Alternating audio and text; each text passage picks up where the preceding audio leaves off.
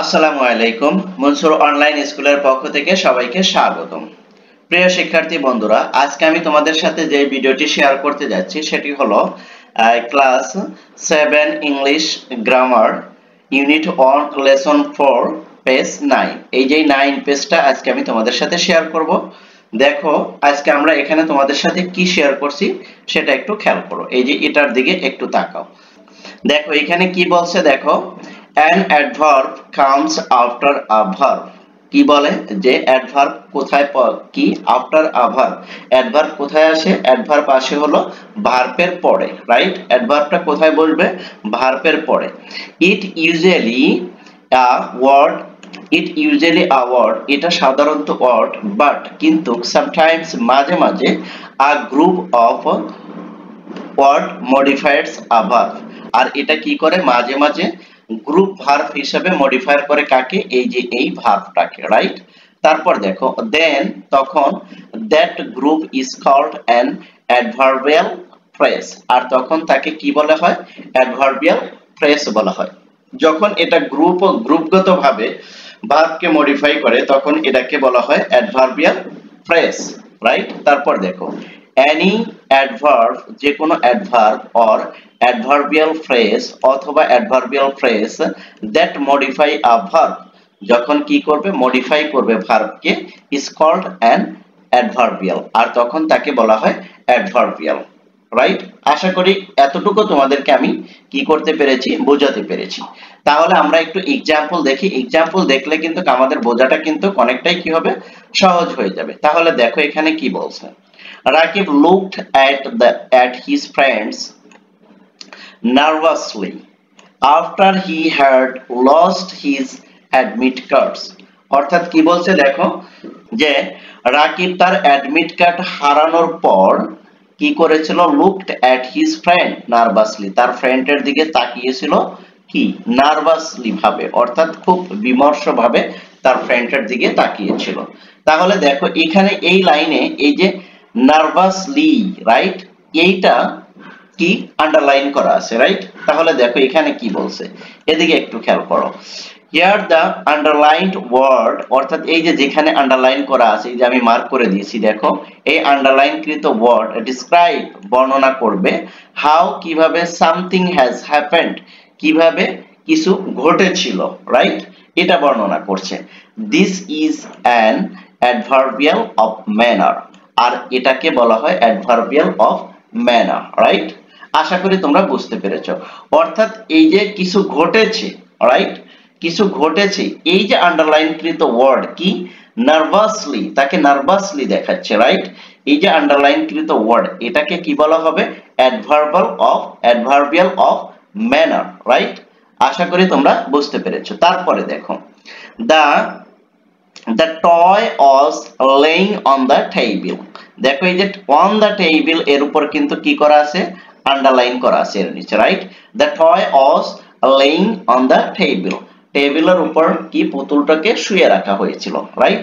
তাহলে দেখো here is the item, এই আইটেমে describe, বর্ণনা করে, where something was, কোথায় ছিল, রাইট? where something was, কোথায় কোনো কিছু ছিল, এটা বোঝাচ্ছে। তাহলে এটাকে কি বলবে? it is an adverbial of place। তাহলে এটাকে বলবে কি? adverbial of place বলবে, রাইট? কারণ এটা কি? প্লেস বোঝাচ্ছে। আর এর আগেরটা কি? একটা ঘটনা বোঝাচ্ছে, রাইট? একটা সিচুয়েশনকে বোঝাচ্ছে, যার কারণে এটা অ্যাডভার্বিয়াল অফ ম্যানার হয়েছে। আর এটা প্লেস বোঝানোর কারণে এই যে দেখো হোয়ার, এই যে হোয়ার আছে কোথায়, রাইট? একটা প্লেসকে বোঝানোর কারণে এটা কি হয়েছে? অ্যাডভার্বিয়াল অফ কি? প্লেস। আর এই যে হাউ, কিভাবে, কিভাবে, যার কারণে এটা কি হয়েছিল? Adverbial of manner, right? আশা করি তোমরা দুটি খুব ভালোভাবে বুঝতে পেরেছো। তারপর দেখো এটাই, এই এক্সাম্পলটা কি বলছে? They visit their home town last month. এখানে দেখো লাস্ট মান্থের এখানে কিন্তু কি করা আছে? আন্ডারলাইন করা আছে। দেখো এখানে কি বলছে, অর্থাৎ কি লাস্ট মান্থে সে তার হোম টাউন কি করেছিল? ভিজিট করেছিল। এবার দেখো এই যে এখানে কি বলে, হিয়ার দ্য আন্ডারলাইনড আইটেম, এই আন্ডারলাইন কৃতটা, এই আন্ডারলাইনের ইটাকে কি বোঝাচ্ছে সেটা বলছে, এই আইটেম আন্ডারলাইনকৃত আইটেম টেলস বলছে when something happens কখন কোনো কিছু ঘটেছিল when কখন কোনো কিছু ঘটেছিল রাইট একটা সময়কে নির্দিষ্ট করতেছে তাহলে এটা কি হবে it is an adverbial of time আর তখন এটা কি হবে adverbial of time হবে রাইট আশা করি তোমরা বুঝতে পেরেছো বিষয়টা তারপর দেখো এখানে কি বলছে now fill in the gap with appropriate adverbs আর কি করো এবার পূর্ণ করো appropriate adverb দ্বারা এটা কি করতে বলছে পূর্ণ করতে বলছে এই গ্যাপটিকে তাহলে দেখো এখানে কি বলছে he opened the door সে কি করে দরজাটি খুলেছিল slowly খুব আস্তে আস্তে এই যে স্লোলিটা কি অ্যাডভার্ব না এই স্লোলিটি অ্যাডভার্ব আমি কিন্তু আগেই তোমাদেরকে পূর্ণ করে দিয়েছি যাতে করে তোমাদেরকে আমি তাড়াতাড়ি এটা কি করতে পারি বলতে পারি এজন্য দেখো তারপর কি বলছে our music class is held আমাদের মিউজিক ক্লাস চলছিল রেগুলারলি নিয়মিতভাবে এই যে রেগুলারলিটি কি অ্যাডভার্ব রাইট তারপর এটা দেখো all students were present all students were present কি ছিল উপস্থিত ছিল yesterday কবে yesterday সকল স্টুডেন্ট কি ছিল উপস্থিত ছিল তারপর দেখো he clearly made this comment সে স্পষ্টভাবে তার কমেন্ট করেছিল বা অভিব্যক্তি প্রকাশ করেছিল রাইট বলেছিল এই যে ক্লিয়ারলি এটা কি অ্যাডভার্ব রাইট তারপর দেখো বাংলাদেশ